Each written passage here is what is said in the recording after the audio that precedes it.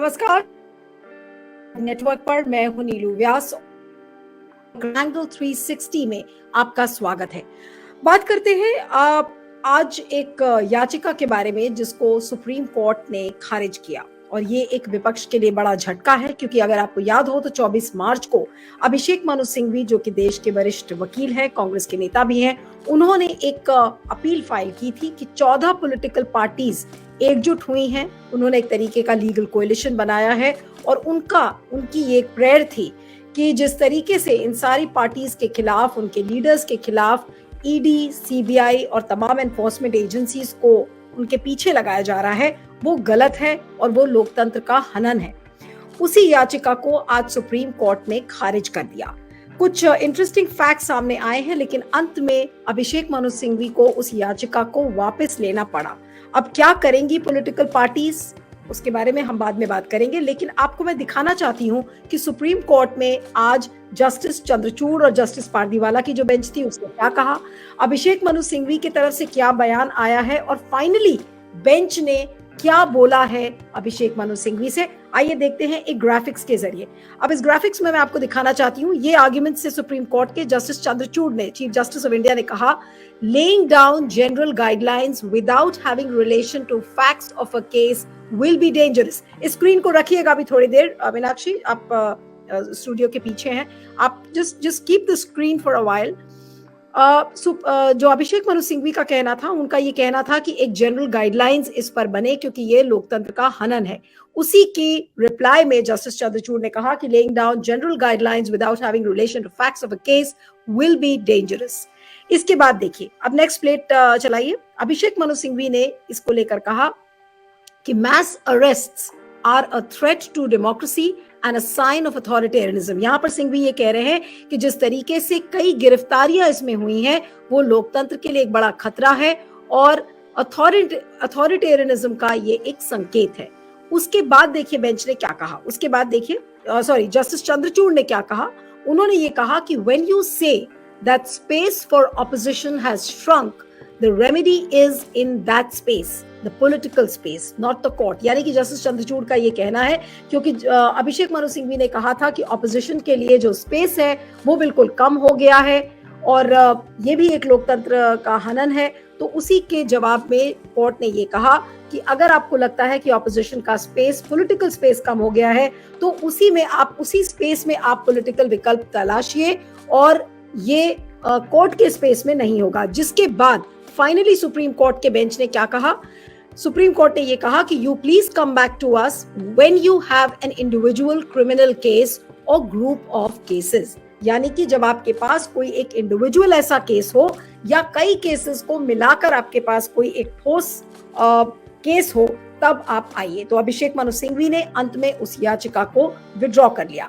अब मैं आपको बात बताती हूं कि जिस तरीके से तमाम ऑपोजिशन के लीडर्स कह रहे थे कि इसके पहले कि कोई एक बड़ा पॉलिटिकल अलायंस बने, इसके पहले एक लीगल कोएलिशन बनता हुआ नजर आ रहा है, जहां पर ये 14 पॉलिटिकल पार्टीज एक साथ आई थी और एक साथ एक एजेंडे पर एकत्रित हुई थी कि किस तरीके से सीबीआई और ईडी का दुरुपयोग उनके खिलाफ किया जा रहा है। तो आज उस लीगल कोएलिशन को एक बड़ा झटका मिला है।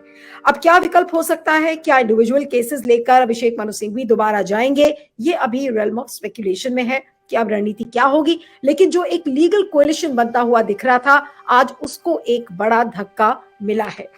आज इसी पर हम चर्चा करेंगे। हमारे साथ 3 वरिष्ठ मेहमान इस समय जुड़े हुए हैं, उनसे मैं आपका परिचय करवाती हूँ। हमारे साथ कांग्रेस के प्रवक्ता शिव भाटिया साहब हैं। शिव भाटिया जी, आपका बहुत बहुत स्वागत है। हमारे साथ विनोद शुक्ला जी हैं, जो कि पॉलिटिकल एनालिस्ट हैं, वरिष्ठ पत्रकार हैं। Thank you so much Vinod ji. और हमारे साथ वरिष्ठ पत्रकार सुनील शुक्ला जी भी हैं। सुनील जी, आपका भी बहुत बहुत स्वागत है।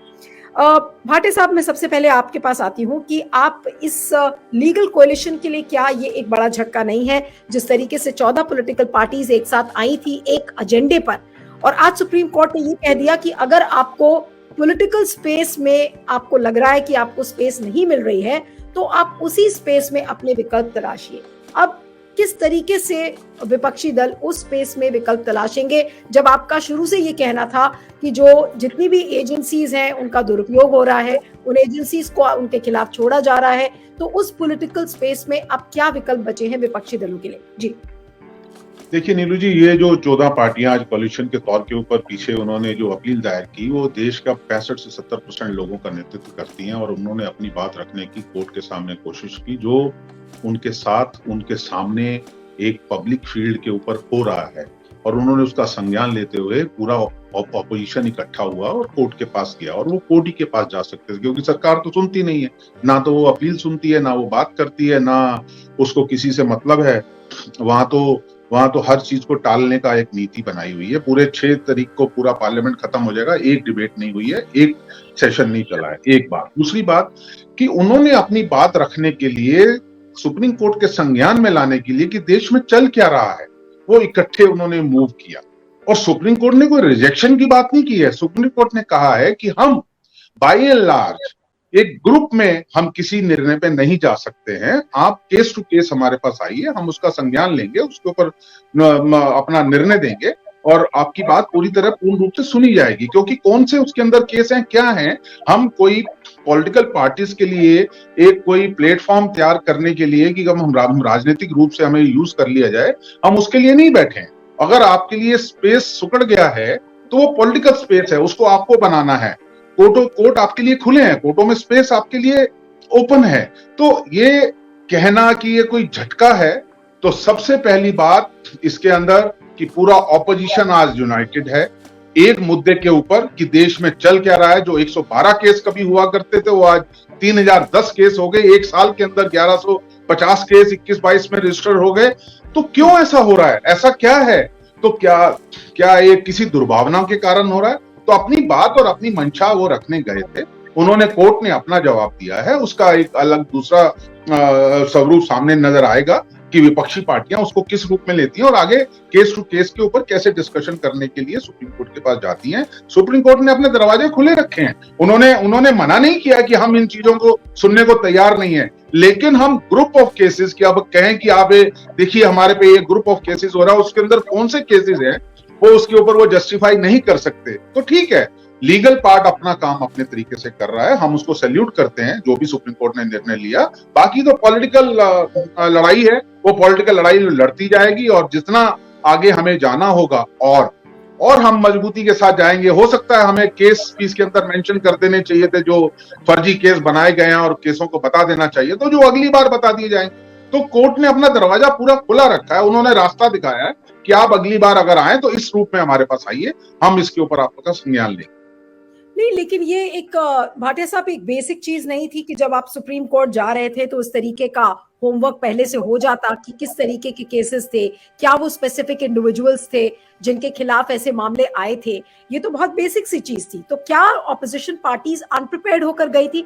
And to top it all that you have a veteran lawyer like Abhishek Manu Singhvi जो कि रिप्रेजेंट कर रहे थे।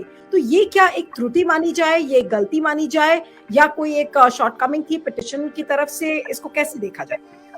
नहीं, मैं इसको कोई गलती नहीं मानता हूं। आज देश की ऑपोजिशन इकट्ठी होकर अगर सुप्रीम कोर्ट के पास अपनी बात कहने के लिए जा रही है, वो ये निर्णय या ये प्लेटफॉर्म या पहले से ही सारी चीजें ये सरकार तो जिस तरह से कर रही है वो ऑपोजिशन भी करने लगेगी, तो ये तो आप नहीं सोच सकते हैं कि हमें संज्ञान ले लेना चाहिए कि सुप्रीम कोर्ट क्या सोचती है। सुप्रीम कोर्ट ने अपने तरीके से हर केस के ऊपर निर्णय लेना, उसका स्वागत करना होगा हमारे को। उन्होंने कहा है कि आप अगर वेग केसेस के साथ आएंगे कि भाई केसेस हो रहे हैं तो हम निर्णय नहीं ले पाएंगे, आप हमें केसेस बताइए कि कौन से केसेस के ऊपर गलत तरीके से निर्णय हुए हैं और किस केस के ऊपर हमारे को संज्ञान लेना चाहिए, किस केस की आप बात कर रहे हैं, तो वो केस रख दिए जाएंगे।